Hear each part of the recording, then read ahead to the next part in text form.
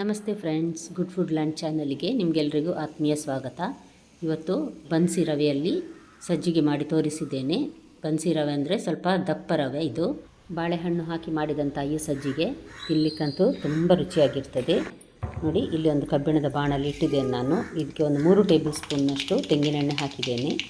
1 tea ಸ್ಪೂನ್ನಷ್ಟು ಸಾಸಿವೆ ಚಟಪಟ ಅಂತ ಇರುವಾಗ 1 ಟೇಬಲ್ ಸ್ಪೂನ್ನಷ್ಟು ಉದ್ದಿನಬೇಳೆ ಹಾಕಿದ್ದೇನೆ ನಾನು. ಉದ್ದಿನಬೇಳೆ ಸ್ವಲ್ಪ ಫ್ರೈ ಆಗುವಾಗ ಪರಿಮಳ ಬರ್ತದೆ ನೋಡಿ, ಆಗ ಒಂದು ದೊಡ್ಡ ತುಂಡು ಶುಂಠಿಯನ್ನು ಸಣ್ಣಗೆ ಕಟ್ ಮಾಡಿದ್ದೇನೆ ನಾನಿಲ್ಲಿ. ಅದನ್ನು ಮೊದಲು ಹಾಕ್ತೇನೆ. ನಂತರ 1-2 ಕಾಯಿ ಮೆಣಸನ್ನು ಅಷ್ಟೇ ಸಣ್ಣಗೆ ಕಟ್ ಮಾಡಿ ಹಾಕ್ತೇನೆ. ಸ್ವಲ್ಪ ಖಾರ ಸಿಹಿ ಇದ್ರೇ ಇದು ರುಚಿಯಾಗುವುದು. ಒಂದು ದೊಡ್ಡ ಈರುಳ್ಳಿಯನ್ನು ನಾನಿಲ್ಲಿ ತೆಳುವಾಗಿ ಕಟ್ ಮಾಡಿ ನೋಡಿ ಇದಕ್ಕೆ ಹಾಕ್ತೇನೆ. ಸ್ವಲ್ಪ ಚೆನ್ನಾಗಿ ಇದನ್ನು ನಾವೀಗ ಫ್ರೈ ಮಾಡಬೇಕು. ಸ್ವಲ್ಪ ಗೋಲ್ಡನ್ ಬಣ್ಣ ಬರುವವರೆಗೆ ನಾವಿದನ್ನು ಫ್ರೈ ಮಾಡಬೇಕಾಗ್ತದೆ. ಸ್ವಲ್ಪ 1-2 ಚಿಟಿಕೆಯಷ್ಟು ಉಪ್ಪು ಹಾಕಿ ನಾನೀಗ ಇದನ್ನು ಫ್ರೈ ಮಾಡ್ತಾ ಇದ್ದೇನೆ ನೋಡಿ. ಹಾಗೆಯೇ ನೀವಿನ್ನೂ ನನ್ನ ಚಾನಲನ್ನು ಸಬ್ಸ್ಕ್ರೈಬ್ ಮಾಡಿಲ್ಲ ಅಂದರೆ ದಯವಿಟ್ಟು ಸಬ್ಸ್ಕ್ರೈಬ್ ಮಾಡಿ. ಹಾಗೂ ನಿಮ್ಗೆ ಇಷ್ಟ ಆದರೆ ಲೈಕ್ ಬಟನನ್ನು ಪ್ರೆಸ್ ಮಾಡಿ ಮತ್ತು ಫ್ಯಾಮಿಲಿ ಫ್ರೆಂಡ್ಸಿಗೆ ಶೇರ್ ಮಾಡೋದನ್ನು ಖಂಡಿತ ಮರಿಬೇಡಿ. ನೋಡಿ, ಇಲ್ಲಿದು ಒಳ್ಳೆ ಗೋಲ್ಡನ್ ಬಣ್ಣ ಬಂದಿದೆ. ಈಗ ನಾನು 1 ಗ್ಲಾಸಿನಷ್ಟು ಬನ್ಸಿ ರವೆಯನ್ನು ಹಾಕ್ತಾ ಇದ್ದೇನೆ ನೋಡಿ. 1 ಗ್ಲಾಸಿನಷ್ಟು ಬನ್ಸಿ ರವೆಗೆ 2.5 ಗ್ಲಾಸಿನಷ್ಟು ನಾನು ಬಿಸಿ ನೀರು ಹಾಕ್ತೇನೆ. ಇದು ಬಿಸಿ ನೀರನ್ನು ನಾನಿಲ್ಲಿ ಪಕ್ಕದಲ್ಲಿ ಬಿಸಿ ಆಗಲಿಕ್ಕೆ ಇಟ್ಟಿದ್ದೇನೆ ಇನ್ನೊಂದು ಸ್ಟೌವಲ್ಲಿ. ಇದನ್ನೀಗ ಒಳ್ಳೆ ಪರಿಮಳ ಬರುವವರೆಗೆ ಹುರಿಬೇಕು.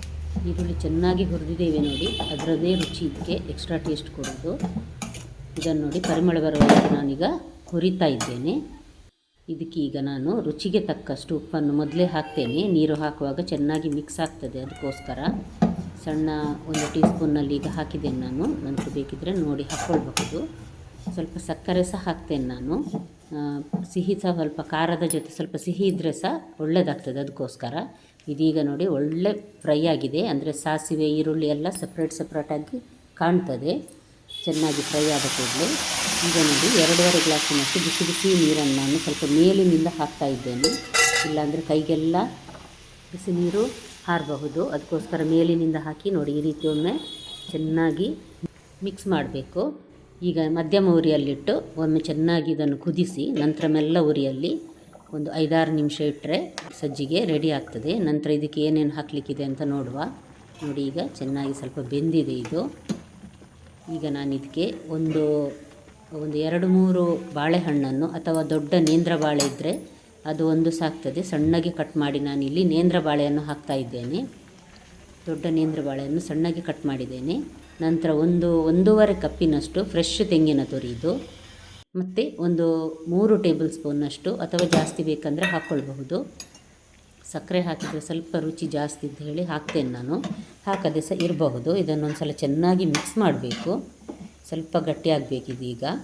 ಇನ್ನು ಮುಚ್ಚಳ ಮುಚ್ಚಿ ಇದನ್ನು 1-2 ನಿಮಿಷ ಇಟ್ಟರೆ ಸಾಕು. ಬಾಳೆಹಣ್ಣು ಚೆನ್ನಾಗಿ ಬೆಂದಿರ್ತದೆ, ಅಷ್ಟೆಲ್ಲ ತಿನ್ನುವಾಗ ನಡುವೆ ಸಿಗ್ತದೆ ನೋಡಿ, ತುಂಬ ರುಚಿಯಾಗ್ತದೆ. ಖಂಡಿತ ಒಮ್ಮೆ ಟ್ರೈ ಮಾಡಿ ನೋಡಿ ಫ್ರೆಂಡ್ಸ್. ನಾಳೆ ಇನ್ನೊಂದು ಹೊಸ ರೆಸಿಪಿಯೊಂದಿಗೆ ನಿಮ್ಮನ್ನು ಮತ್ತೆ ಭೇಟಿಯಾಗ್ತೇನೆ. ನೋಡಿದ ಎಲ್ಲ ವೀಕ್ಷಕರಿಗೆ ಧನ್ಯವಾದ.